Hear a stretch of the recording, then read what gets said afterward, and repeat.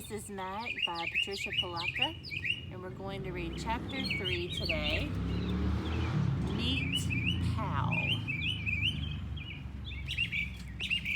Pal is the gentlest horse I have. I wouldn't put you on anything you weren't ready for, sugar, Mrs. Mack assured me the next day as I stepped in her hand and threw my leg over Pal's back.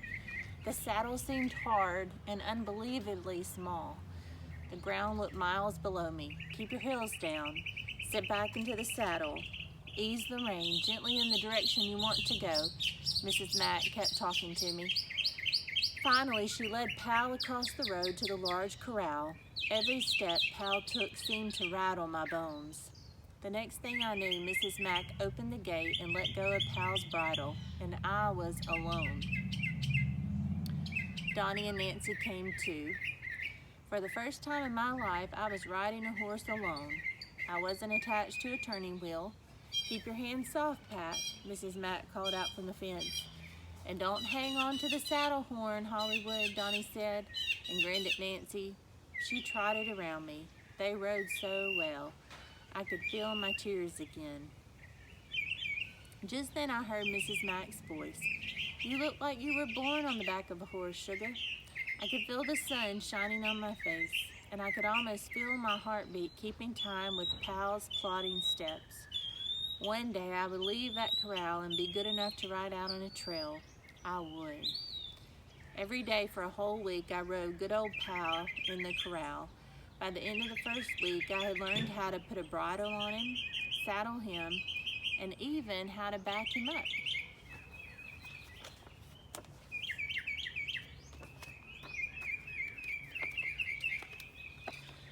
But then, one day as I was riding Pal across the street, he lurched sideways. I lost my balance and fell off.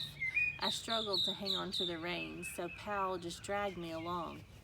It's okay, Hollywood, Donnie was saying to me as he took the reins from my clenched fists when Pal finally stopped.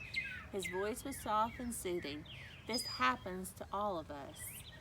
Even Nancy helped me off the ground. One thing you gotta do is get back on that horse and ride him around the corral one more time. Even if you can taste the fear, she said. They both were smiling at me for the first time. I swallowed the fear, got back on, and rode Pal around the corral 3 more times. Mrs. Mack was standing with Donnie and Nancy. A huge round man came bustling across the street from the stable and stood next to her. He had messy red hair, a huge red mustache, red cheeks, and a crooked cigar wedged between his teeth. I found out later that he was Doc Beck, the best veterinarian in all of Michigan. As the days passed into weeks, I graduated from Old Pal. I rode Buster, a stocky bay, and Taffy, a pretty buckskin. Mrs. Mack even let me go out on short trails with Donnie and Nancy on Salty, and one day she paired me up with Nancy and a paying customer to go out on a trail. But at the end of the day, I always went into the holding pen where Penny was to kiss her goodbye. I'd climb into the stall with her, pull up an overturned bucket, sit there with her, and sometimes she'd plunge her muzzle into the top of my head and mess up my hair. Sometimes she'd waffle and sniff my ears with her nostrils. Most of the time, we'd just sit there together. I longed to ride her. It would be an answer to a nightly prayer.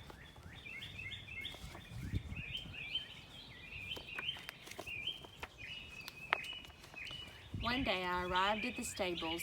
Mrs. Mack announced the next horse I'd ride would be Duke, normally Donnie's mount. Mrs. Mack thought I was good enough to try him. First, I rode him in the corral. We all did this with the first mount. Mrs. Mack watched carefully.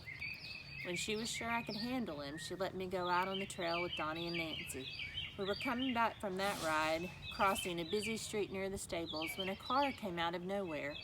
Duke reared, the lurch of his neck wrenching the reins from my hands. He broke into a canter, then a dead run. I had lost control. I was on a runaway horse with no way to stop him. Duke kept running faster and faster. I tried to reach down for the flailing reins, only to lose my balance and nearly fall off. Finally, I got a hold of one of them. I pulled as hard as I could. This made Duke run in a circle. The circle got smaller and smaller until he slowed down enough for me to reach the other rein and stop him. When I got back, I put Duke away and went to Penny's pen. I climbed the fence next to her. She waffled and came close to me. I put my arms around her. My tears rolled down her neck. Through my tears, I could see a figure watching me from the fence. It was the old man. I looked away. I didn't want him to see me crying.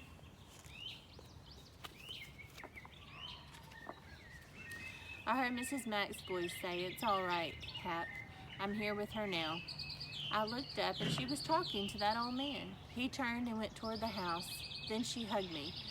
"Every time I think I know horses, something happens," I sobbed. "Sugar," she said softly, "that's how you learn. The more of them you ride, the more experiences you have, the better rider you'll be." "There is so much I don't know," I cried. "Never feel you know it all. That's when you get hurt. I'll never be the rider I want to be." Mrs. Mack looked intently into my eyes. "Duke ran away with you, but you did exactly the right thing. You stayed with the saddle. You got a hold of one of the reins and pulled him into a circle. I never told you to do that. You're a natural, Pat, a natural." Just then, Penny came over to us and nudged my back with her head. Mrs. Mack looked surprised. "How often do you come to this corral with Penny, Pat?" she asked. "All the time I can," I answered. "She doesn't take to people easily." Her voice trailed off. I heard a door slam. The man next door had gone inside. "Do you know that old man, Mrs. Mack?" I asked. "I can't say that I know him, but I know why he is the way that he is." "Seems like he watches me all the time when I work out," I said. "He probably admires you, how hard you work to master riding. He, more than anyone, understands hours and hours of practice. He was a flyer with the Ringling Brothers Circus, a trapeze artist." "That old man? What happened to him?" "One night during a performance, he missed the catch and dropped his brother, and there was no net." "Did he fall?" "That's just it. He didn't. His brother did and died from the fall. Hap blames himself. Now he's crippled up. See, crippled up inside, Pat." The next morning when I came to the stables, I brought a sack of molasses cookies that my grandma had made. I put them near Hap's back door and waited by the stable door till I saw him collect them and take them into the house. From that day on, the cookies were as much a part of my mornings as visiting my sweet copper Penny.